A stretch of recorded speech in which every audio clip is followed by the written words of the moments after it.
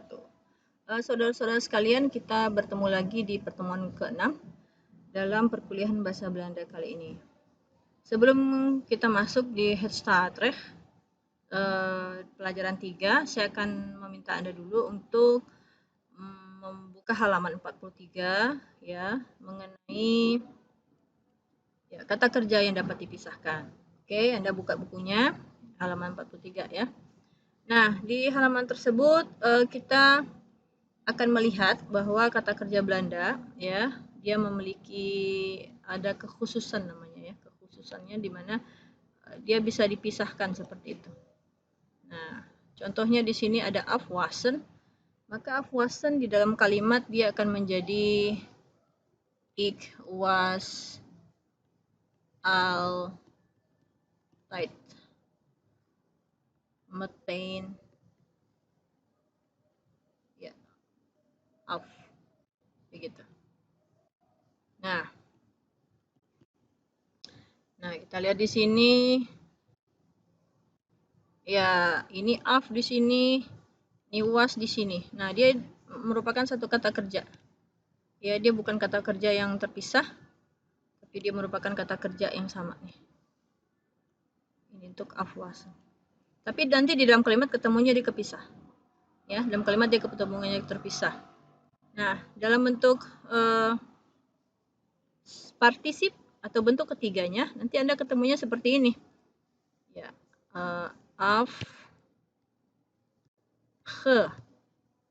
wasen. Begitu. Ya, Anda ketemunya afgewasen. Jadi he-nya di tengah-tengah. He-nya di tengah-tengah. Yang biasanya kalau kata kerja bentuk partisip, he-nya kan di tepi. Misalnya gegeten misalnya begitu. Ya, he-nya di depan. Tapi kalau untuk separable, maka he-nya di tengah. Dan perubahan dari wasen itu biasanya tetap mengikuti kata kerja berubah secara teratur atau kata kerja berubah secara tidak teratur. Jadi rumus untuk perubahan partisip bentuk infinitif ke bentuk partisip itu masih dipakai. Oke? Nah, mungkin yang kedua ini contohnya. Ini adalah kata kerja yang berubah secara tidak teratur ya. Afwasen berubah secara tidak teratur. Yang kedua saya bikin di sini vastleggen. Kalau di buku halaman 43 di kolom paling bawah itu yang abu-abu ada opdrinken, ada inschrijven, terkomen, meegaan, toelaten, voorlezen, itu semuanya kata kerja berubah secara tidak teratur. Ya, tapi saya berikan satu contoh untuk Anda kata kerja yang berubah teratur. Ini vastleggen. Vastleggen artinya menetapkan dan ini juga separable. Jadi vast kemudian leggen. Jadi ketemu dalam satu kalimat itu nanti dia tidak dalam satu frame gitu ya. Nah, bentuk partisipnya gimana? Bentuk partisipnya seperti ini. Vast ya, kemudian he di tengah-tengah, leg. Nah, he-nya di tengah-tengah, kemudian dia ada huruf D di belakangnya. Jadi memakai pola kata perubahan infinitif ke bentuk partisip dengan pola berubah secara teratur gitu. Ya, jadi hilangkan en-nya, kemudian ditambahkan he di tengah-tengahnya ini. Oke, seperti itu. Nah, lanjut. Kemudian saya minta juga Anda membuka di halaman 49.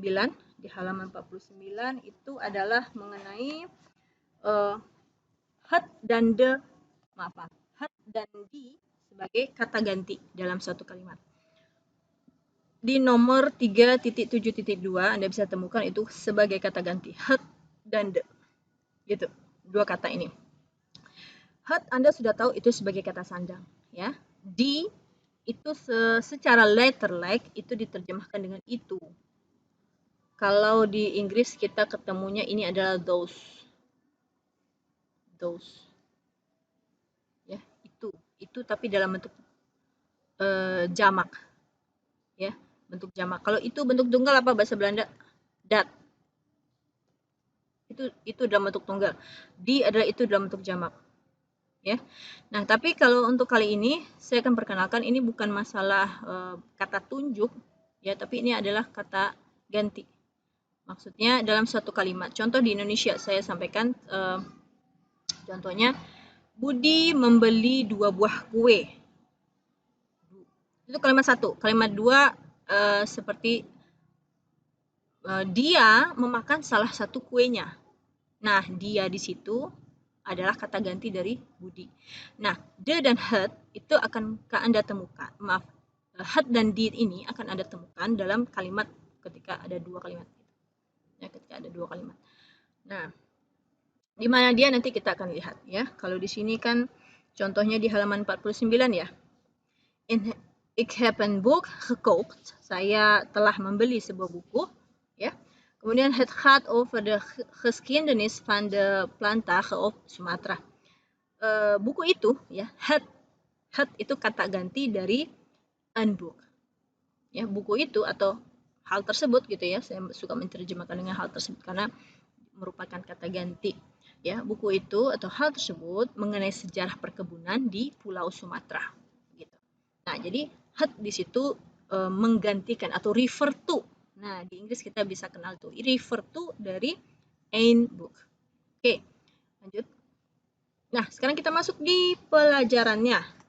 Di pelajaran ketiga, Anda buka halaman 104 ya. Anda bisa temukan di 104. Saya akan membacakan 5 kalimat yang awal ya, 5 kalimat yang awal dari pelajaran ini. Saya minta Anda akan mengulang apa yang saya bacakan untuk memfasihkan cara baca Anda. Ya, oke. Yang pertama, het staatsrecht vormt een onderdeel van het publiekrecht net als het strafrecht. Saya ulang, het staatsrecht vormt een onderdeel van het publiekrecht net als het strafrecht. 1. Yang nomor 2. Het bevat de belangrijkste regels voor de ordening van het overheidsapparaat. Het bevat de belangrijkste regel voor de ordening van het overheidsapparaat. 3. In het staatsrecht worden de burgerlijke rechten en vrijheden beschreven. In het staatsrecht worden de burgerlijke rechten en vrijheden beschreven. Oke, yang keempat. Nomor 4. Die zijn vastgelegd in bepaalde artikelen van de grondwet. Die zijn vastgelegd in bepaalde artikelen van de grondwet. Oke, yang kelima. In de zogenaamde organieke wetten worden de grondwetsartikelen uitgewerkt. In de zogenaamde organieke wetten worden grondwetsartikelen uitgewerkt. Nah, kita akan lihat satu persatu ya. Kita akan coba bedah satu persatu kalimat-kalimat ini. Kalimat pertama, ya. Masih seputar penekanan kata. Anda boleh buka di 106, ya. Oke, halaman 106, ya. Halaman 106.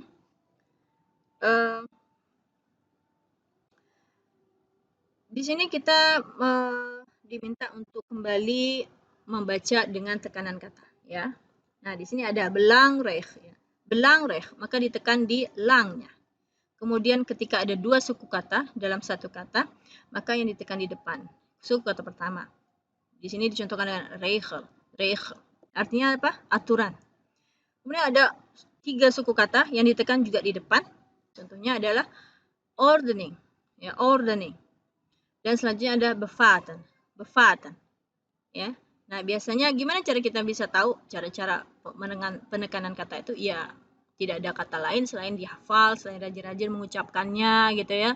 Mau lagi makan, lagi ngobrol ya kayak ya cuap-cuap sendiri itu juga bisa dilakukan ya. Karena memang ada aturan-aturan baku seperti suku kata depan harus ditekan atau suku kata tengah, tapi juga tidak selalu seperti itu. Juga ada pengecualian-pengecualiannya. Oke, kita lanjut. Di halaman 106, masih di halaman 106 ya. Ada kata-kata staatsrecht. Oke, kemudian ada kata-kata publiekrecht, ya, juga ada kata-kata strafrecht. Nah, ketiga dari kata ini merupakan kata majemuk. Kata majemuk. Apa itu kata majemuk? Kata yang digabung, kata yang berasal dari dua kata yang berbeda yang digabung menjadi satu. Ya, kata yang berasal dari dua kata yang berbeda digabung kemudian menjadi satu. Kalau di Indonesia kita biasanya contohnya seperti rumah sakit misalnya. Rumah, kemudian sakit ya. Dan ini kan dua kata berbeda. Ya, kemudian kalau dia menjadi kata majemuk apa? Rumah sakit. Iya, dia menjadi kata sendiri, punya makna sendiri. Ya, bukan rumahnya yang sakit, tidak, tapi tempat perawatan orang-orang sakit. Kan begitu. Nah, itu maksudnya kata majemuk. Di Belanda juga seperti itu. Perbedaannya hanya dalam penulisan Indonesia kita menggunakan spasi. Ini ada spasi nih. Sini. Ini enggak? Dua kata majemuk itu ada spasinya. Tanda tangan misalnya. Kebun binatang. Nah, itu kan kata majemuk.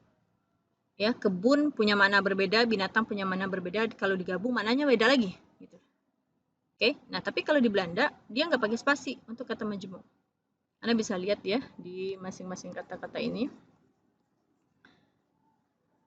Oke, nah kita temukan nih di sini nih. Stadrecht. Ya, dia nggak dipasang spasi. Di halaman 106 Anda bisa temukan nih stad, kemudian plus recht menjadi Stadrecht. Ada huruf S di tengahnya nih, begini. Jadi seolah-olah inilah yang menjadi spasi dari kata majemuk ala Belanda. Kemudian juga publiekrecht. Ini ada pengecualian, nggak ada spasinya ini. Maaf, nggak ada huruf S-nya. Tapi di strafrecht juga seperti itu. Ya. Strafrecht juga seperti itu, nggak ada S-nya. Untuk beberapa kata memang tidak ada huruf S-nya. Ya.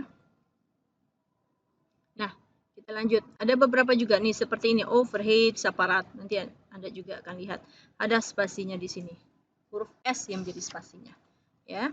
Nah, itu adalah overheads plus aparat. Kemudian juga ada Groenwets. Ya, ada Groenwets artikelen. Bahkan itu ada tiga kata yang digabung menjadi kata satu. Groenwets artikelen. S-nya di mana? S-nya justru di antara artikelen dengan wet. Ya, Groenwets artikelen. Seperti itu. Oke, di halaman 107. Ya, di halaman 107 kita akan buka sedikit tentang penekanan kata. Penekanan kata. Saya akan bacakan kata-katanya dan Anda silahkan melihat di mana tekanan katanya. Yang pertama, Kieswet. Kedua, Provinciewet. Yang ketiga, Gemeentewet. Yang keempat, Grondrecht. 5, Belangrecht. Keenam, Burgerlijk. Yang ketujuh, Wijzigen. Yang kedelapan, ordening. Ya, ordening. Oke, silakan ada garis bawah di mana kira-kira tekanan-tekanan dari suku katanya.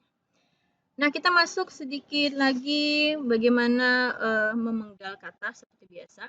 Ya, saya pikir ini sudah ada di anotasi.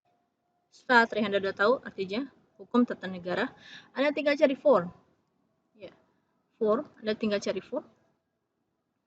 Nah, kemudian onderdeel, ya, publiekrecht itu juga udah tahu, strafrecht Anda juga tahu. Stadrecht diterjemahkan dengan hukum tata negara. Onderdeel Anda tahu, spare part, onderdeel, motor itu, ya, bagian-bagian, bisa terjemah dengan bagian-bagian. Publiekrecht itu artinya hukum publik, strafrecht itu adalah hukum pidana. Nah, kita lihat dulu ya mana kata tugas dan mana kata penuh ya. Oke, heads itulah kata tugas, Stadrecht itu kata penuh, forms itu kata penuh, N adalah kata tugas, onderdeel kata penuh, van adalah kata tugas, head kata tugas, publiekrecht adalah kata penuh, ya, heads kata penuh, als kata tugas, heads kata penuh, dan strafrecht itu adalah kata tugas. Oke.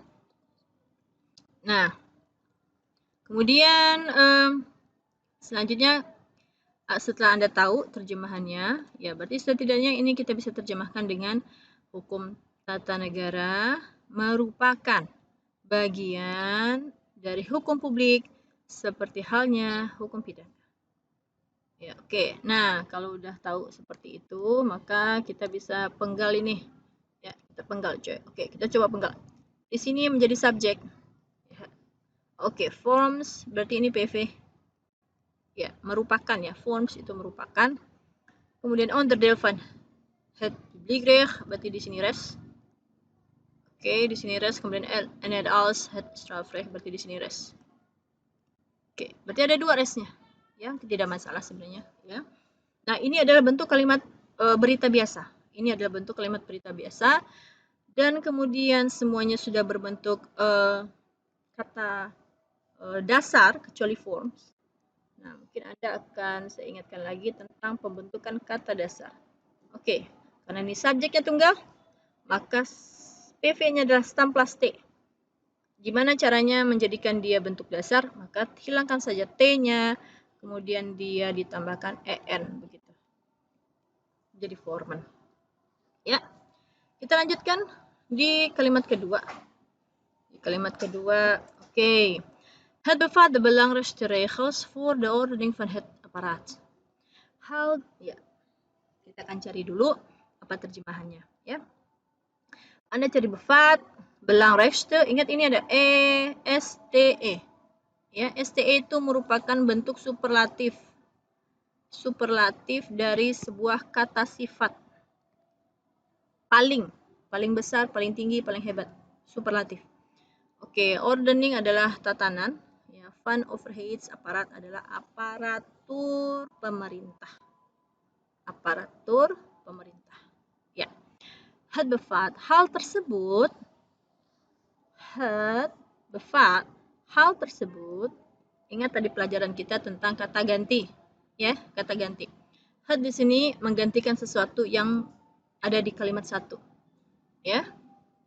Hal tersebut berisi, bevat artinya berisi, tapi bentuk stam plus T.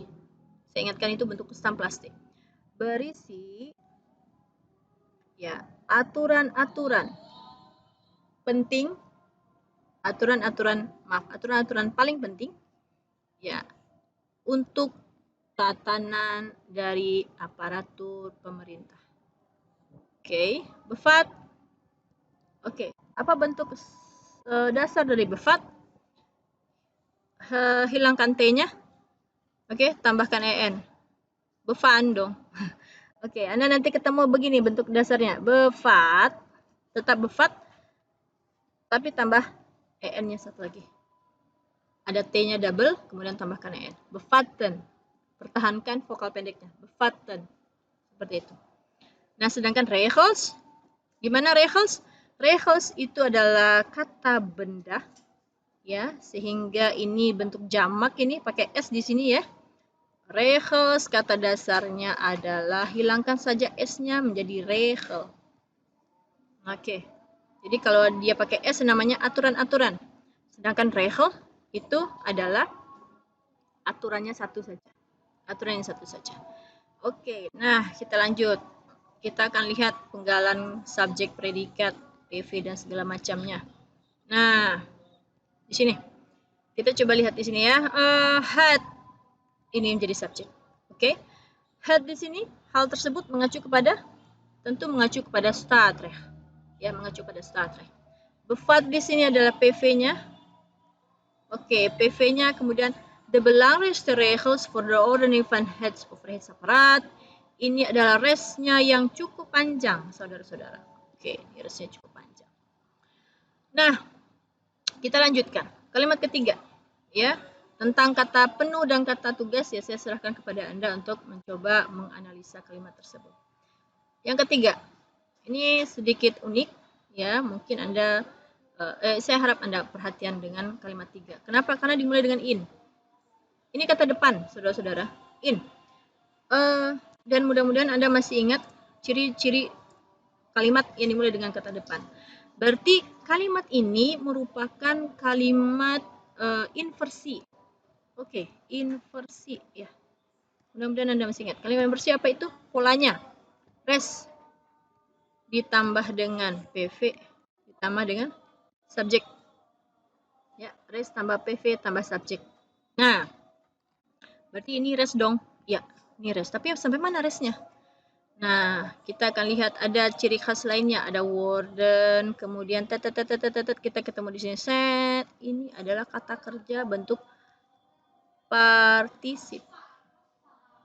Mudah-mudahan Anda masih ingat juga kata kerja apabila ada warden kemudian kata kerja bentuk partisip. Berarti ini adalah kalimat pasif. Oke, ini pasif. Apa bentuk pola kalimat pasif? Subjek, kemudian warden, ya, kemudian res, kemudian apa? Bentuk partisip, bentuk kata kerja ketiga. Ya, kata kerja untuk ketiga. Nah, ini dia. Oke, apa terjemahan dari kalimat yang ketiga? In het staatsrecht, dalam hukum tata negara, worden de burgerlijke rechten en vrijheden beschreven. Dituliskan, kita terjemahkan dengan di ya. Dituliskan hak-hak. Rechten itu berarti dia jamak, hak-hak dan kebebasan. Ya, hak-hak dan kebebasan-kebebasan warga negara. Oke.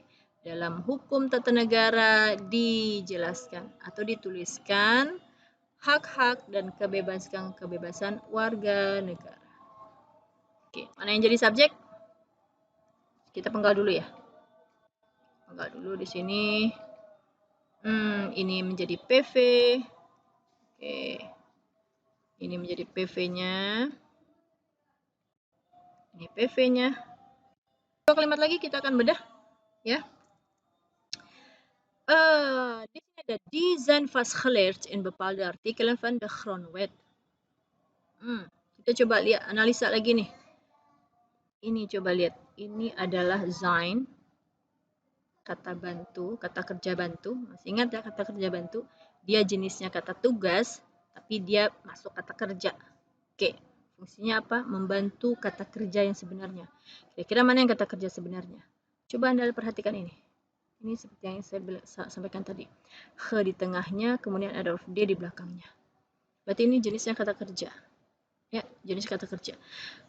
Pola yang seperti ini, zijn kemudian partisip, berarti ini adalah kalimat pasif.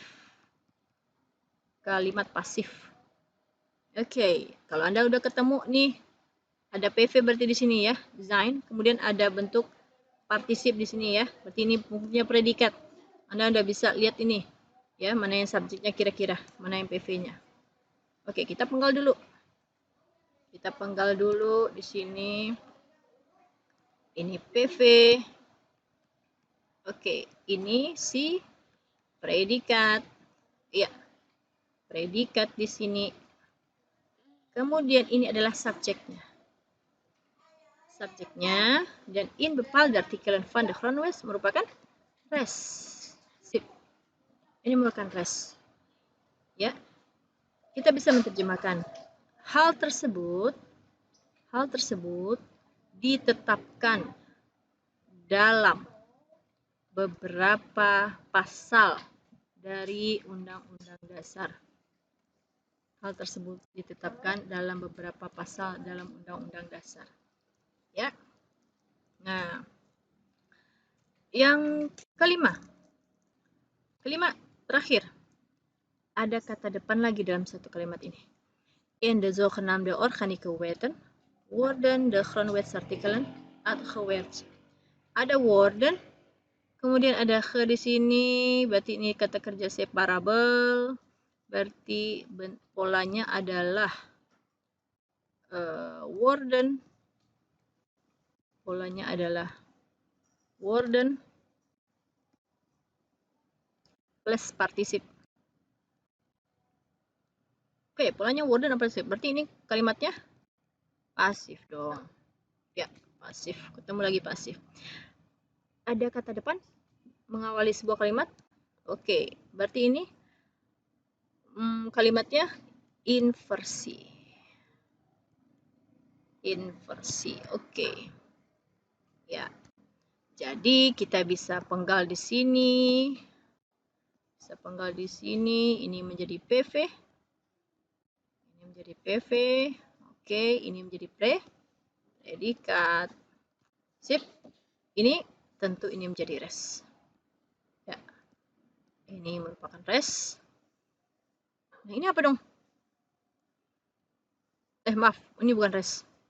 Sorry, ini bukan res, ini subjek justru. Ini adalah subjek, yang res yang ini. Oke, seperti itu kira-kira pemenggalan kalimatnya. Apa terjemahannya? Terjemahannya adalah di dalam apa yang dinamakan undang-undang organik diuraikan diuraikan pasal-pasal Undang-Undang Dasar. Ya, diuraikan pasal-pasal Undang-Undang Dasar. Oke, terima kasih perhatiannya. Assalamualaikum warahmatullahi wabarakatuh.